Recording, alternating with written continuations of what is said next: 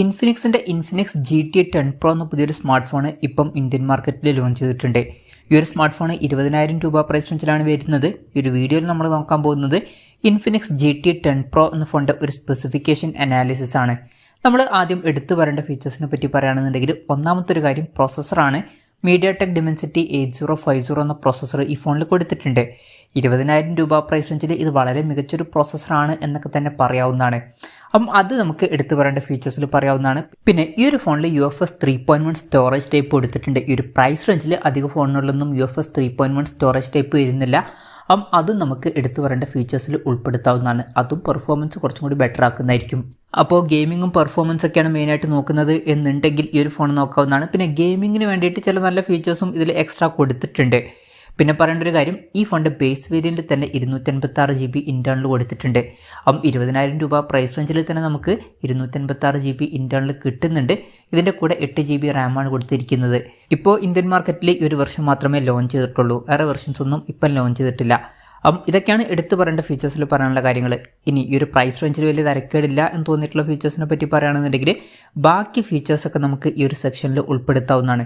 ഈ ഒരു ഫോണിൽ 5G കാര്യങ്ങളൊക്കെ സപ്പോർട്ട് ചെയ്യുന്നുണ്ട്. 14ഓളം 5G ബാൻഡ്സ് ഇതിൽ കൊടുത്തിട്ടുണ്ട്. അപ്പോൾ മേജറായിട്ടുള്ള എല്ലാ 5G ബാൻഡ്സും ഇതിൽ സപ്പോർട്ട് ചെയ്യുന്നുണ്ട്. LPDDR4Xൻ്റെ റാമും അതുപോലെ തന്നെ UFS 3.1 സ്റ്റോറേജ് ടൈപ്പും ഇതിൽ കൊടുത്തിട്ടുണ്ട്. മെമ്മറി എക്സ്പാൻഡ് ചെയ്യണമെന്നുണ്ടെങ്കിൽ ഡെഡിക്കേറ്റഡ് മെമ്മറി കാർഡ് സ്ലോട്ട് ഈ ഫോണിൽ വരുന്നുണ്ട്. അതായത് 2 സിം യൂസ് ചെയ്യുമ്പോൾ തന്നെ ഒരു മെമ്മറി കാർഡ് നമുക്ക് സെപ്പറേറ്റ് ആയിട്ട് യൂസ് ചെയ്യാം. 1 TB വരെ മെമ്മറി എക്സ്പാൻഡ് ചെയ്യാവുന്നതാണ്. പിന്നെ വെർച്വൽ റാം എന്നുള്ള ഫീച്ചറും ഇതിൽ കൊടുത്തിട്ടുണ്ട്. അതായത് എക്സ്ട്രാ റാം വേണ്ട സമയത്ത് ഇന്റേണൽ മെമ്മറിയിൽ നിന്ന് കുറച്ച് മെമ്മറി എടുത്തിട്ട് അത് റാമായിട്ട് യൂസ് ചെയ്യും. അങ്ങനെ 8 GB റാം വരെ എക്സ്ട്രാ നമുക്ക് ലഭിക്കുന്നതായിരിക്കും. NFC എന്നുള്ള ഫീച്ചർ ഇതിൽ സപ്പോർട്ട് ചെയ്യുന്നുണ്ട്. ഫോൺ പെട്ടെന്ന് നീറ്റാതിരിക്കാൻ വേണ്ടിയിട്ട് വേപ്പർ ചേമ്പർ കൂളിംഗ് പോലുള്ള ഫീച്ചേഴ്സൊക്കെ ഇതിൽ കൊടുത്തിട്ടുണ്ട്. പിന്നെ നല്ല വൈബ്രേഷൻ എഫക്റ്റിന് വേണ്ടിയിട്ട് Z ആക്സിസ് ലീനിയർ മോട്ടറൊക്കെ ഇതിൽ വരുന്നുണ്ട്. സ്റ്റീരിയോ സ്പീക്കേഴ്സ് ഈ ഫോണിൽ കൊടുത്തിട്ടുണ്ട്. ഹൈറസ് ഓഡിയോ സപ്പോർട്ട് ചെയ്യുന്നുണ്ട്. DTS സൗണ്ടും ഇതിൽ സപ്പോർട്ട് ചെയ്യുന്നുണ്ട്. 3.5mm മോഡി ജാക്ക് ഈ ഫോണിൽ കൊടുത്തിട്ടുണ്ട്. പിന്നെ Android 13 ബേസ് ആയിട്ടുള്ള XOS സോഫ്റ്റ്വെയർ ആണ് ഈ ഫോണിൽ വരുന്നത്. സാധാരണ ഇൻഫിനിക്സിൻ്റെ ഫോണുകളിൽ സോഫ്റ്റ്വെയറിൽ നല്ല പരസ്യങ്ങളും കാര്യങ്ങളൊക്കെ വരാറുണ്ട്. അതുപോലെ തന്നെ കുറേ ബ്ലോട്ട്വെയർസ് ഉണ്ടാവാറുണ്ട്. എന്നാൽ ഈ ഒരു ഫോണിൽ കാര്യമായിട്ട് ബ്ലോട്ട്വെയർസ് ഒന്നും ഉണ്ടാവില്ല എന്നാണ് അവർ പറഞ്ഞിരിക്കുന്നത്. അതുപോലെ തന്നെ പരസ്യം വരുന്ന പ്രശ്നം ഉണ്ടാവില്ല. അപ്പം അത് വളരെ നല്ലൊരു കാര്യം തന്നെയാണ്. പക്ഷെ ഒരു കാര്യം എന്താണെന്ന് വെച്ചാൽ 1 കൊല്ലത്തെ OS അപ്ഡേറ്റ് മാത്രമേ ഇതിൽ ലഭിക്കുള്ളൂ. 2 കൊല്ലത്തെ സെക്യൂരിറ്റി അപ്ഡേറ്റ്സും ഇതിൽ ലഭിക്കുന്നതായിരിക്കും. അത് കുറഞ്ഞു പോയി എന്നാണ് എനിക്ക് തോന്നിയിട്ടുള്ളത്. കുറച്ചും കൂടി കൂടുതൽ കാലത്തേക്കുള്ള സോഫ്റ്റ്വെയർ അപ്ഡേറ്റിൻ്റെ സപ്പോർട്ട് കൊടുക്കായിരുന്നു എന്നാണ് എനിക്ക് തോന്നിയിട്ടുള്ളത്. ഇനി ഡിസ്പ്ലേയുടെ കാര്യം പറയുകയാണെന്നുണ്ടെങ്കിൽ അതും നമുക്ക് തിരക്കുകളില്ലാത്ത ഫീച്ചേഴ്സിൻ്റെ ലിസ്റ്റിൽ ഉൾപ്പെടുത്താവുന്നതാണ്. 6.6 ഇഞ്ചിൻ്റെ ഫുൾ HD+ ഡിസ്പ്ലേ ഇതിൽ കൊടുത്തിട്ടുണ്ട്. AMOLED ഡിസ്പ്ലേ ആണ് ഇതിൽ ഉപയോഗിച്ചിരിക്കുന്നത്. നല്ലൊരു കാര്യം തന്നെയാണ്. 120 Hz റിഫ്രഷ് റേറ്റ് ഇതിൽ സപ്പോർട്ട് ചെയ്യുന്നുണ്ട്. 360 Hz ടച്ച് സാമ്പിളിംഗ് റേറ്റും ഇതിൽ കൊടുത്തിട്ടുണ്ട്. 10-bit ഡിസ്പ്ലേ എന്നുള്ള ഫീച്ചർ ഇതിൽ വരുന്നുണ്ട്. പഞ്ചോൾ ഡിസൈനാണ് ഇതിൽ കൊടുത്തിരിക്കുന്നത്. പഞ്ചോൾ വരുന്നത് ടോപ്പ് സെൻറ്റർ ഭാഗത്തായിട്ടാണ്. ഏകദേശം 93% സ്ക്രീൻ ടു ബോഡി റേഷ്യോ ഈ ഫോണിൽ വരുന്നുണ്ട്. പിന്നെ 1920 Hz PWM ഡിമ്മിങ് എന്നുള്ള ഫീച്ചർ ഈ ഫോണിൽ വരുന്നുണ്ട്. അത് നല്ലൊരു കാര്യം തന്നെയാണ്. പിന്നെ ഫോണിൻ്റെ പീക്ക് ബ്രൈറ്റ്നസ് വരുന്നത് 900 nits ആണ്. അപ്പം ഈ ഒരു പ്രൈസ് റേഞ്ചിൽ തിരക്കില്ലാത്ത ഡിസ്പ്ലേ ഫീച്ചേഴ്സൊക്കെ ഈ ഫോണിൽ കൊടുത്തിട്ടുണ്ട്. മൊത്തത്തിൽ ഡിസ്പ്ലേ ഫീച്ചേഴ്സ് നോക്കുമ്പം ഈ ഒരു പ്രൈസ് റേഞ്ചിൽ അത്യാവശ്യം നല്ല ഡിസ്പ്ലേ ഫീച്ചേഴ്സൊക്കെ വരുന്നുണ്ട് എന്ന് തന്നെ പറയാവുന്നതാണ്. In display finger print sensor ഈ ഫോണിൽ കൊടുത്തിട്ടുണ്ട്. ഫോണിൻ്റെ തിക്നെസ് വരുന്നത് 8.1 ആണ്. പിന്നെ ഫോണിൻ്റെ ബാക്കിൽ ഒരു LED ലൈറ്റും കാര്യങ്ങളൊക്കെ വരുന്നുണ്ട്. അപ്പോൾ അത് ഇൻട്രസ്റ്റിംഗ് ആയിട്ടുള്ള ഒരു കാര്യമാണ്. ഇപ്പോൾ നോട്ടിഫിക്കേഷനൊക്കെ വരുന്ന സമയത്ത് ഈ ഒരു LED ലൈറ്റും കാര്യങ്ങളൊക്കെ കത്തുന്നതായിരിക്കും. അതുപോലെ തന്നെ ഫോൺ ഓൺ ആക്കുമ്പോഴും ഈ ഒരു LED ലൈറ്റ് കത്തും. പിന്നെ ഇൻകമിംഗ് കോൾ വരുമ്പോഴും LED ലൈറ്റ് കത്തുന്നതായിരിക്കും. പിന്നെ ചില ഗെയിംസൊക്കെ ഓപ്പൺ ചെയ്യുന്ന സമയത്ത് ഈ ഒരു LED ലൈറ്റ് കത്തും. പിന്നെ ചാർജ് ചെയ്യുന്ന സമയത്തും ഈ ഒരു LED ലൈറ്റ് കത്തുന്നതായിരിക്കും. ഇതിൽ IP53 റേറ്റിംഗ് സപ്പോർട്ട് ചെയ്യുന്നുണ്ട്. ഈ ഫോണിൻ്റെ സൈബർ ബ്ലാക്ക് അതുപോലെ തന്നെ മിറാജ് സിൽവർ എന്നീ കളർ വേരിയൻസ് ആണ് ഇപ്പം ഇന്ത്യൻ മാർക്കറ്റിൽ ലോഞ്ച് ചെയ്തിരിക്കുന്നത്.